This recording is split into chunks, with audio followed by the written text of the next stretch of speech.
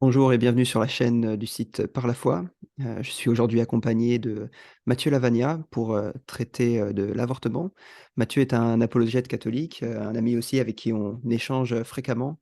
Euh, Comme vous vous en doutez, si vous connaissez un peu le site et puis aussi si vous connaissez Mathieu, euh, on a l'occasion de débattre tous les deux. Mais aujourd'hui, on va traiter d'un sujet sur lequel on est en accord et vous verrez un peu plus pourquoi dans la suite de la vidéo. C'est l'avortement, l'éthique autour de l'avortement. Heu, Mathieu s'est penché de manière spécifique sur ce sujet parce qu'il est, tu as fini de rédiger, c'est ça, hein? Un livre sur l'avortement et puis il a lancé aussi une chaîne YouTube liée à ce sujet qui s'appelle La raison est pro-vie. Je mettrai les liens pour tout ça dans la description. C'est une chaîne qui s'attelle à défendre l'éthique autour de l'avortement que les chrétiens ont coutume de défendre, mais de montrer précisément que ce n'est pas parce qu'on est chrétien qu'on défend cela, mais tout simplement parce que c'est juste, c'est raisonnable, c'est bon. Euh, Est-ce que tu peux nous en dire un peu plus, Mathieu, sur cette chaîne et peut-être les autres projets sur lesquels tu travailles? Bonjour à tous et puis merci Maxime de m'inviter sur cette chaîne. Alors moi je travaille pour l'association Marie de Nazareth dans le secteur de l'apologétique catholique en particulier. Mais effectivement je suis tout à fait content de collaborer avec mes amis protestants sur les questions d'éthique et les questions pro-vie. Donc j'ai aussi fondé une chaîne, comme l'a dit Maxime, qui s'appelle La raison est pro-vie, une chaîne YouTube dans laquelle je développe un petit peu les arguments rationnels contre l'avortement qui sont repris de mon livre que j'ai terminé de rédiger et qui sera publié d'ici quelques mois, je l'espère. Donc ça devrait sortir en septembre.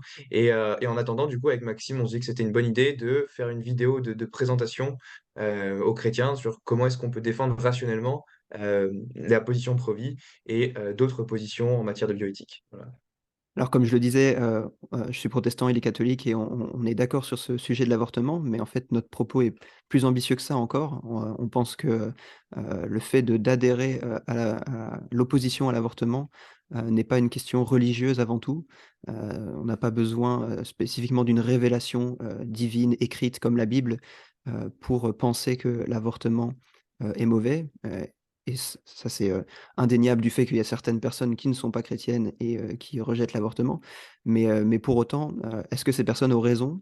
Quels seraient les arguments que tu avancerais, Mathieu, d'ordre rationnel, pour, montrer à nos auditeurs chrétiens comme non chrétiens que, finalement, il est possible d'avoir un raisonnement, qui, ne fait pas appel à une révélation spéciale, divine, religieuse pour, s'opposer à l'avortement? Oui, alors tout simplement, je ferai appel à ce qu'on peut appeler la morale naturelle, donc la loi naturelle. Et typiquement, une des implications de la loi naturelle, c'est que, il est immoral de tuer directement et volontairement un être humain innocent. Et par être humain, là, j'entends bien le fait d'être un membre de notre espèce, un membre de l'espèce Homo sapiens, un membre vivant de notre espèce. Et on sait aujourd'hui, grâce à la science, que les êtres humains commencent d'exister au moment de la conception, c'est-à-dire qu'à partir de la formation du zygote, il existe un individu humain génétiquement distinct du corps de la mère qui est créé dans le ventre de celle-ci et qui se développe petit à petit jusqu'au stade adulte et qu'il n'y a pas de changement substantiel ou de changement d'identité entre ce moment de la conception et le stade adulte. Et donc, on peut dire qu'il n'y a que quatre différences entre vous, moi et l'embryon. Et ces quatre différences sont la taille, le niveau de développement, l'environnement et le degré de dépendance. Or, aucune de ces quatre différences ne justifie le fait de discriminer certains êtres humains du droit à la vie et de ne pas leur accorder le même statut moral que vous et moi. Et donc, cet argument permet de montrer, d'établir qu'il n'y a pas de différence significative entre le statut d'un fœtus et le statut d'un nouveau-né, et que tous les êtres humains doivent être traités aussi dignement les uns que les autres, qu'ils soient embryons, fœtus, nouveau-nés, etc. Donc ça, c'est un petit peu la position pro-vie principale. Et alors, pour contester cette position, les pro-avortements vont être obligés de contester, vont être obligés de contester le fait que le fœtus ait le même statut moral que le nouveau-né. Et donc, ils vont devoir essayer d'expliquer pourquoi au moins une de ces quatre différences que j'ai énumérées tout à l'heure est moralement pertinente pour discriminer certains êtres humains du droit à la vie et pourquoi ça serait moralement acceptable de tuer des êtres humains dans le ventre de leur mère.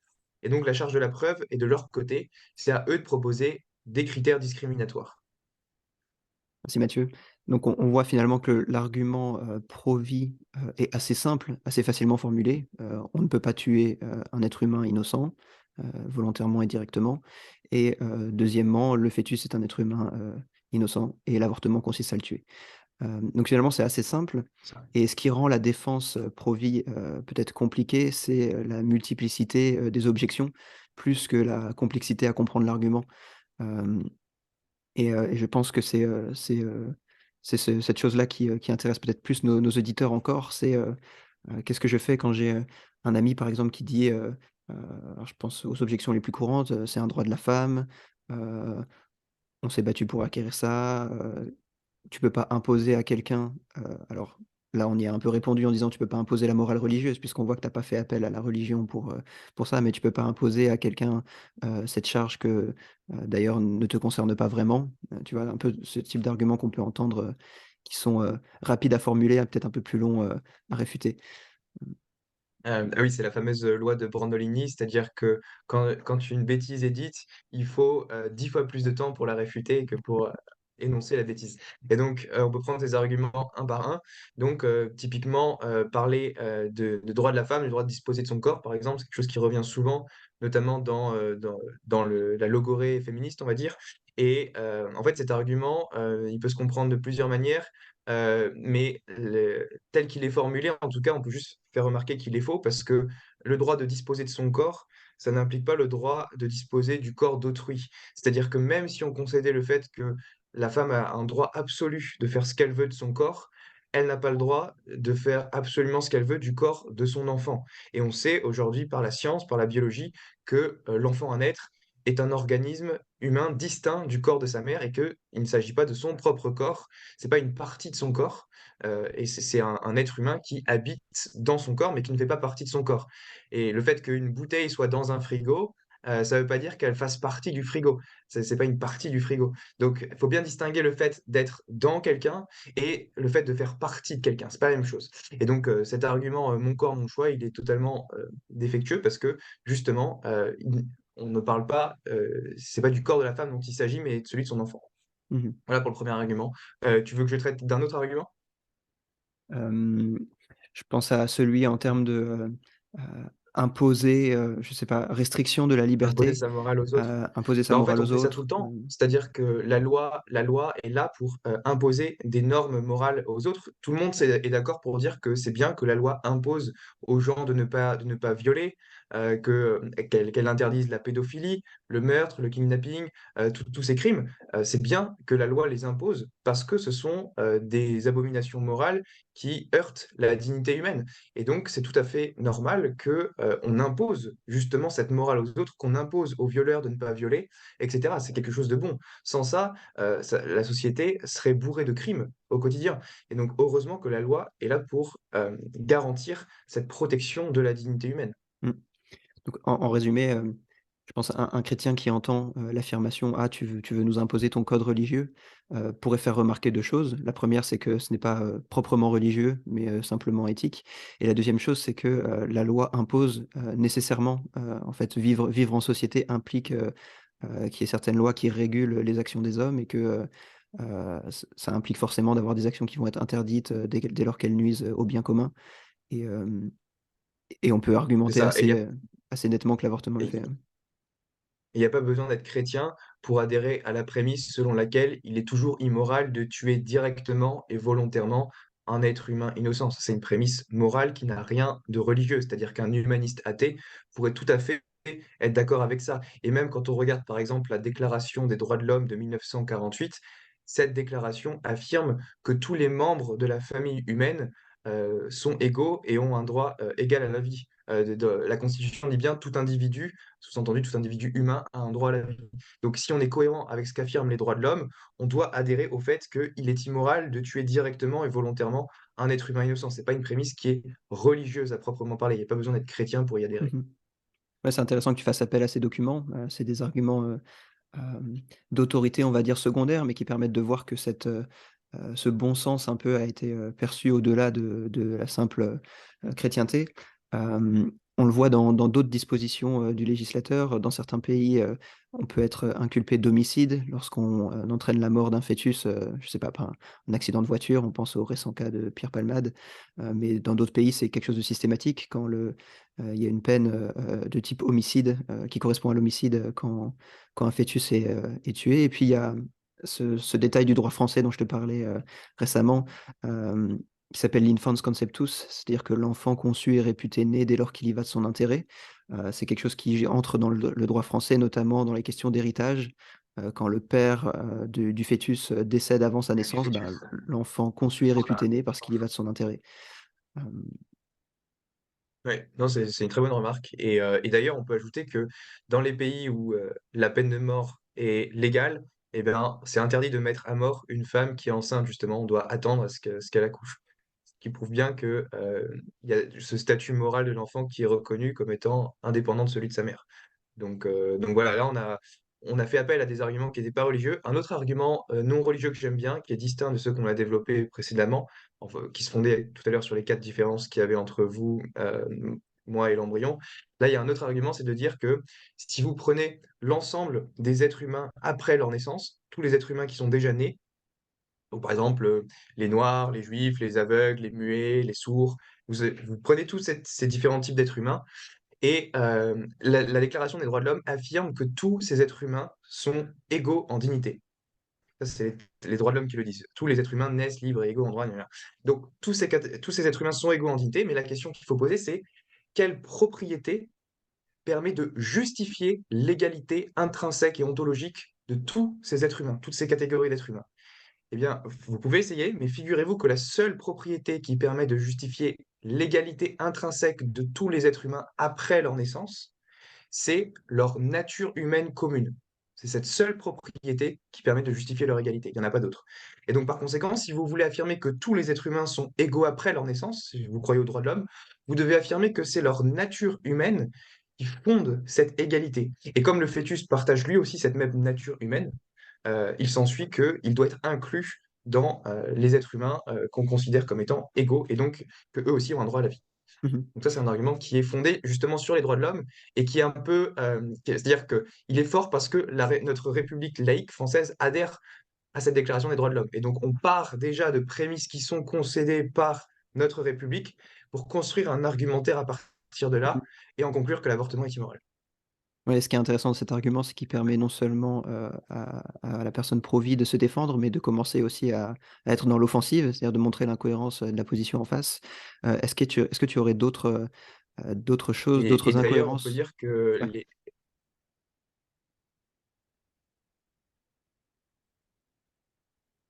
je dirais que par exemple, les philosophes pro-avortement, ceux qui défendent vraiment l'avortement au niveau universitaire, eh ben, ils sont amenés à rejeter justement cette déclaration des droits de l'homme. Donc typiquement, Peter Singer va dire des choses du genre, la déclaration des droits de l'homme est fausse, évidemment que pas tous les êtres humains sont égaux après leur naissance. Et d'ailleurs, il pense que les nouveau-nés ne sont pas des personnes jusqu'à plusieurs mois après la naissance et qu'on a le droit de les tuer également si on juge cela opportun pour le bien de la société. Et donc, il y a une quantité de philosophes pro-avortement qui sont cohérents avec eux-mêmes et qui vont jusqu'à défendre l'infanticide, parce qu'ils reconnaissent la force de l'argument des 4 différences que j'ai donné tout à l'heure, et ils reconnaissent que le nouveau-né a le même statut moral que le fœtus. Mais au lieu de conclure comme nous que du coup le fœtus a un droit à la vie, eh ben, ils disent que le nouveau-né n'a pas un droit à la vie et que c'est pas une personne. Et donc, par exemple, en 2012, il y avait un article qui a été publié par 2 philosophes italiens qui s'appellent Giubileni et Minerva, et ils ont défini la personne comme étant un individu capable d'attribuer de la valeur à sa propre existence. Et comme le nouveau-né est incapable d'attribuer de la valeur à sa propre existence, ils en concluent logiquement que le nouveau-né n'est pas une personne jusqu'à environ l'âge de 2 ans, quand le nouveau-né commence à être conscient lui-même, se percevoir comme un sujet existant, etc. Et donc, ils pensent que l'infanticide devrait être permis dans toutes les circonstances où l'avortement est permis, donc jusqu'à plusieurs mois, voire plusieurs années après Mmh. la naissance. Donc Heu, voilà où on sont amenés nos adversaires qui poussent la logique jusqu'au bout. ouais, finalement, dans la cohérence, ce que tu dis, c'est que dans la cohérence, il reste 2 positions, une position pro vie ou une position qui est moralement répugnante pour la plupart des gens, hem C'est ça, et qui est contraire aux droits de l'homme. Et sauf Mmh. que nous, si on dit que la France, c'est le pays des droits de l'homme et que la République, elle est fondée sur ces fameux droits de l'homme, eh ben, on est en train de montrer que une République française cohérente devrait aussi adopter la position pro-vie parce qu'elle croit aux droits de l'homme qu'elle a admis dans ses propres prémices. Excellent. Alors on a dit plutôt, qu'il n'était pas nécessaire d'être chrétien. On va pour s'opposer à l'avortement. Hem, Néanmoins, il y a des situations avec lesquelles les chrétiens seraient peut-être inconfortables, en raison de leur opposition à l'avortement. Et je pense notamment à ces situations où la vie de la mère est en danger, où il faut intervenir et où il y a un risque, à cause de l'intervention, qu'on va faire sur la vie de pour sauver la vie de la mère, il y a un risque de mettre, d'entraîner la mort du fœtus. Là, on entraîne, directement la mort d'un être humain innocent. Est-ce que pour autant on peut parler d'avortement? Est-ce que tu vois des cas médicaux un peu, de ce type-là et comment tu les éluciderais pour, rester cohérent dans ton opposition à l'avortement et admettre néanmoins qu'on puisse, sauver la vie de la mère? Alors, ce qu'il faut dire aujourd'hui, c'est que médicalement, il n'est plus jamais nécessaire de tuer directement le fœtus ou l'embryon pour sauver la vie de la mère quand elle est en danger. Donc, on distingue deux cas. Les cas où le fœtus est viable, donc aux alentours à partir de la 22e semaine, on va dire. Là, dans ce cas-là, on peut pratiquer une césarienne. Comme ça, même s'il y a très peu de chances que le fœtus survive, on essaye de sauver les deux, c'est-à-dire l'enfant et la mère. Donc, dès que le fœtus est viable, on tente de pratiquer une césarienne. Si l'enfant n'est pas viable, comme c'est souvent le cas dans les cas de grossesse extra-utérine, quand l'embryon, par exemple, s'implante dans les trompes de Fallope de la femme et qu'il commence à grandir, et s'il grandit trop, il va faire éclater les trompes de Fallope et ça peut tuer la femme. Là, dans ce cas-là, il est moralement permis de réaliser une intervention chirurgicale pour sauver la mère, tout en voyant qu'une conséquence secondaire non voulue résultera dans la mort de l'enfant. Donc, par exemple, on peut couper les trompes de Fallope pour sortir l'embryon. Donc là, on aura sauvé la mère et on voit malheureusement que l'embryon va finir par mourir tout seul. Sans qu'on l'ait tué directement, en portant directement atteinte à son intégrité corporelle. Et si on avait les moyens de le sauver avec les technologies, on le ferait. C'est juste que malheureusement, on ne peut pas le faire aujourd'hui. Et donc, sa mort n'est pas voulue de manière intentionnelle, ni comme fin, ni comme moyen. Et donc, ce genre d'action est moralement permis. Et c'est aujourd'hui, il n'existe aucun cas médicalement où on doit tuer directement l'enfant en portant atteinte à son intégrité corporelle pour sauver la mère. Mmh. Donc finalement, tu fais intervenir la notion d'intention, de l'acte et de l'agent, comme, notion moralement pertinente, pour un acte. J'avais pensé à autre chose, dont on n'a pas traité, mais bon, C'est ça.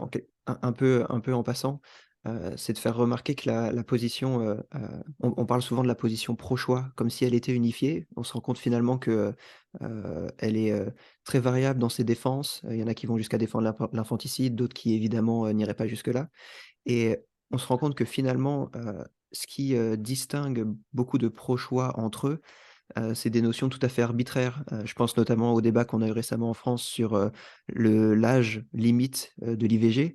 Hem, on voyait que ce débat avait un peu lieu dans le vent, 12, 14, 16, pourquoi pas 18 un jour, enfin, il y a pas de on voit d'ailleurs que les pays qui ont autorisé l'avortement ne se mettent pas d'accord sur une date précise parce qu'il n'y a aucune donnée, pertinente qui permet de couper à un âge précis. Même les stades d'embryon à fœtus, c'est des stades finalement, qu'on a construits parce qu'ils sont, utiles pour décrire des étapes de développement, mais qui ne sont pas un passage du jour au lendemain d'un stade à un autre, qu'on pourrait clairement identifier. Donc ça, c'est aussi une faiblesse de la position pro-vie. On pourrait les faire réfléchir en leur demandant: «Mais jusqu'à quand? Jusqu'à la veille de l'accouchement? Jusqu'à l'avant-veille?» Les réponses ne peuvent être qu'arbitraires, en fait, parce qu'il y a pas de données, pour trancher. Oui, c'est ça. J'avais formulé un argument sur ma chaîne qui s'appelle l'argument de la pente glissante. Et donc l'idée, c'est de dire que bon, les gens sont en général d'accord que c'est immoral de tuer un bébé à sa naissance. Et donc, bah, s'ils sont d'accord avec ça, en général, ils sont d'accord que c'est immoral de le tuer une minute avant sa naissance. Et s'ils sont d'accord avec ça, on peut dire une minute avant, donc 2 minutes avant sa naissance, puis remonter comme ça par récurrence, en faisant un raisonnement par récurrence en marche arrière. Et comme il n'y a pas de changement magique d'identité dans l'intervalle n+1 minutes avant la naissance, et que le droit à la vie, c'est quelque chose qui est binaire, donc on ne fait pas on fait pas un sophisme des sorites, comme on pourrait l'appeler, Mmh. il s'ensuit que le droit à la vie commence d'exister quand il y a ce changement radical et majeur, et ce seul changement radical et majeur a lieu au moment de la conception, C'est quand ça, l'être humain est finalement, le formé. seul changement pertinent, moralement parlant, c'est, quand il y a une nouvelle vie génétiquement distincte qui se crée et c'est à la conception, ni avant ni après. C'est ça. OK, donc on a fait un peu, un rapide survol des arguments pro-vie, heu, contre l'avortement et on a parlé un peu du principe du double effet, donc c'est, le nom qu'on donne à ce principe, selon lequel, heu, on a justifié qu'il était moralement permis de sauver la vie de la mère, même si un des effets, non désirés, ni comme fin ni comme moyen était le décès du fœtus. Hem On va aller à rebours un peu de ce qu'on a dit jusqu'à maintenant. C'est-à-dire, est-ce que tu verrais, dans la Bible, dans les Saintes Écritures, des raisons, qui viendraient confirmer un peu, cette idée que, l'embryon est une personne, qu'on ne peut pas le mettre à mort? Alors, la Bible est pas évidemment pas un manuel d'embryologie, mais elle nous donne des principes moraux, sur lesquels on peut réfléchir, et donc on a évidemment, dans les 10 commandements, le fait de ne pas tuer, ne pas commettre de meurtre, et le fait que l'homme est créé à l'image de Dieu, que c'est le sommet de sa création, et hem et donc en combinant ces données morales bibliques aux données de la science actuelle, on peut en conclure que du coup, c'est immoral de tuer le fœtus ou l'embryon, qui sont des êtres humains à un stade précoce de leur développement. Et alors bibliquement, on peut aussi retrouver des affirmations qui vont dans ce sens. Typiquement, dans l'Ancien Testament, tout le temps, dans Jérémie 1,5 par exemple, quand Dieu dit: «Avant de t'avoir formé dans le sein de ta mère, je te connaissais, je t'avais fait prophète des nations». Voilà, on a ce plan pour Dieu, enfin que Dieu a pour chacun d'entre nous dès le ventre de notre mère. Donc sans cesse, on retrouve des paroles bibliques dans les psaumes, y compris là-dessus. Et quelque chose qui est intéressant, c'est de voir aussi que dans le Nouveau Testament, le mot qui est utilisé pour décrire Jésus quand il est dans le ventre de Marie et quand il est un nouveau-né, donc le mot qui est utilisé en grec, c'est brephos, et brephos en grec, c'est le même mot qui est utilisé pour décrire Jésus à la fois quand il est un fœtus et quand il est un nouveau-né. Et donc ça montre bien que la Bible ne fait pas de distinction morale entre le fœtus et le nouveau-né.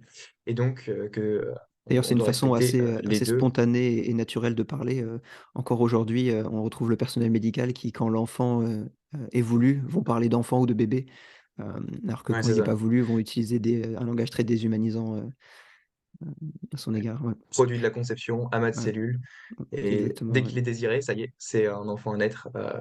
Mmh. Et donc là, on peut faire remarquer que les pro-choix qui disent «Oh chérie, regarde, le bébé bouge», quand la mère sent des coups de pied, et ben, ils sont incohérents parce qu'ils attachent de l'importance affective et émotionnelle à cet enfant qui, selon eux, n'a pas un droit à la vie, n'est pas encore une personne, parce qu'il est moralement permis, selon eux, de mettre fin à sa vie. Donc bon, il y a des petites incohérences Mmh. parfois chez les personnes pro-choix dans leur attitude qu'ils ont vis-à-vis de l'enfant pendant la grossesse. Je pensais à d'autres textes, il y a le psaume 22 qui dit que, «Tu es mon Dieu dès le sein maternel». Il y a le psaume 51 qui parle, cette fois-ci de péché originel, mais dès le sein, dès la conception, dès le sein maternel, et puis il y a le psaume 139, il me semble encore, qui, parle de, Oui, psaume «Tu m'as 139. tissé, tu m'as conçu». Il considère bien que c'est Mmh. lui, que c'est une action qui a été faite à son égard, donc il voit une continuité d'identité entre, qui il était dans le ventre de sa mère et qui il est, aujourd'hui. Mais comme on le C'est disait ça, jusqu'à donc maintenant, ces textes sont pas nécessaires. Le simple, «Tu ne tueras point» et «C'est un être humain» suffit, heu, pour, aboutir à la conclusion, d'opposition, à l'avortement. Heu, une on avait noté, une dernière objection qui pourrait être, pertinente, c'était celle de l'avortement et du viol. Hem, c'est pas qu'elle soit particulièrement pertinente, comment dire? Moralement, si on creuse bien, mais, émotionnellement, ça peut être, troublant d'avoir à répondre à ce genre de questions heu parce que le viol en soi est scandaleux, donc on rhétoriquement, on n'a pas envie de se retrouver dans la position de, diminuer la gravité du viol et pourtant on n'a pas envie non plus de, d'être incohérent avec ses propres principes et de conclure que, bah, du coup, dans ce cas, l'avortement serait permis puisque, la réalité ne change pas du fait qu'il y ait eu un viol pour aboutir à la conception.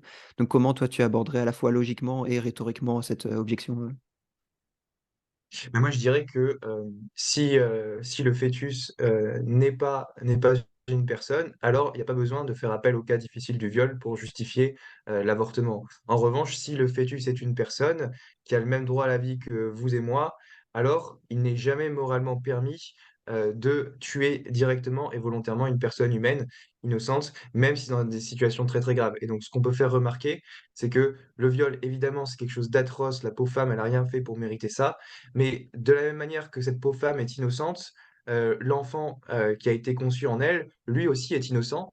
Et donc, si on donne pas la peine de mort au violeur qui est coupable, pourquoi est-ce qu'on donnerait la peine de mort à l'enfant qui est innocent? Question un peu rhétorique qu'on peut poser au Mmh. pro-choix. Donc moi, je le formule un peu comme ça. Vous êtes tous d'accord pour dire qu'il faut pas donner la peine de mort au violeur qui est coupable, parce que dans notre pays des droits de l'homme, en France, la peine de mort est illégale. Mais si on donne pas la peine de mort au violeur qui est coupable, pourquoi est-ce qu'on donnerait la peine de mort à l'enfant qui est innocent? Voilà. Ouais, c'est Donc c'est intéressant, un peu comme ça que c'est je le formule. intéressant rhétoriquement et logiquement. Je pense que tu répondrais de manière, sensiblement pareille pour l'inceste. Oui, C'est un acte coupable, c'est mais la même dont chose. l'enfant est innocent, donc c'est pas à lui d'être puni.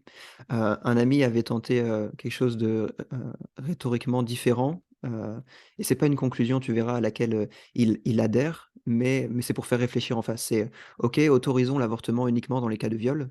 En fait, tu te rends bien compte que si tu concèdes cela, sur un plan législatif, ça ne satisfait rarement ton interlocuteur puisque en fait, ce qu'il veut Mm. défendre, c'est l'avortement dans tous les cas, mais il prend le C'est viol ça. comme cas de prétexte un peu pour faire tomber ta barrière et ensuite, faire passer tous les autres cas.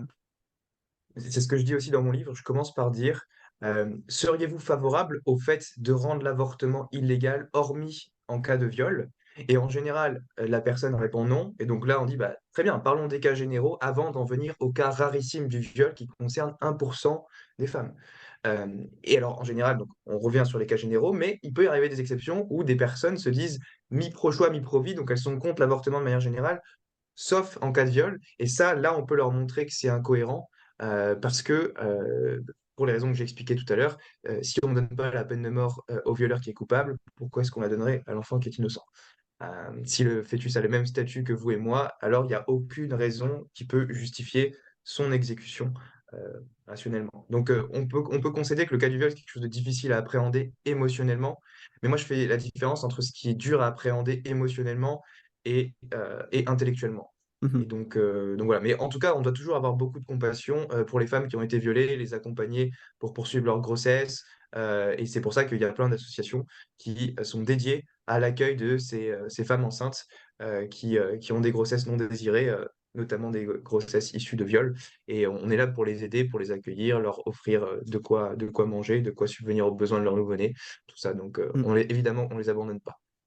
Exactement et d'ailleurs, on doit aussi, accueillir et prendre soin des femmes qui ont, connu un avortement, dans l'histoire de leur vie. L'idée ici n'est pas, de cet épisode n'est pas de les qualifier comme, particulièrement plus coupables que beaucoup de nos concitoyens ou des choses comme ça, mais Citoyens ou des choses comme ça. d'amener une réflexion, morale qui soit, raisonnée, et de donner aussi à nos auditeurs chrétiens de reprendre confiance, sur ce sujet où finalement ils sont un peu poussés, au silence, par une sorte de tabou moral, qui s'installe dans le discours public où, ce serait, une position inadmissible alors qu'elle est raisonnable, elle est bien moins scandaleuse que bien des choses qui sont défendues et hem et voilà, c'est de montrer aux chrétiens, donner des outils un peu aux chrétiens et en ce sens, je vous invite à visionner, la vidéo que Matthieu a fait qui est beaucoup plus longue de 2 heures, c'est la principale on va dire, sur la chaîne, La Raison est Pro-Vie et puis les vidéos complémentaires, qui répondent à certaines objections ou abordent, certains principes. Je voulais mentionner aussi ce livre, je pense que tu le connais, Matthieu, c'est une traduction française d'un livre de Randy Alcorn. Il en a fait un beaucoup plus long en anglais, mais celui-là a Oui, l'avantage je l'ai. d'être court, hem et d'être en français. Il fait 130 pages Celui-là, environ, c'est voilà. Celui-là, c'est c'est l'autre un de Randy Alcorn en anglais. je crois qu'il est pas Voilà, traduit donc celui-là malheureusement, mais il n'est bon, pas c'est une traduit. version, on va dire, tout public, courte et qui a pour sous-titre: «Accueillir les enfants à naître et leur mère, oui à la vie». On vous le recommande, il est chez CLC, Éditions. Voilà, merci Mathieu pour, ce bref épisode sur l'avortement. On envisage de traiter, d'autres sujets éthiques, donc restez connectés pour, la suite des des thèmes qu'on abordera. À bientôt Mathieu. Merci Maxime, à bientôt.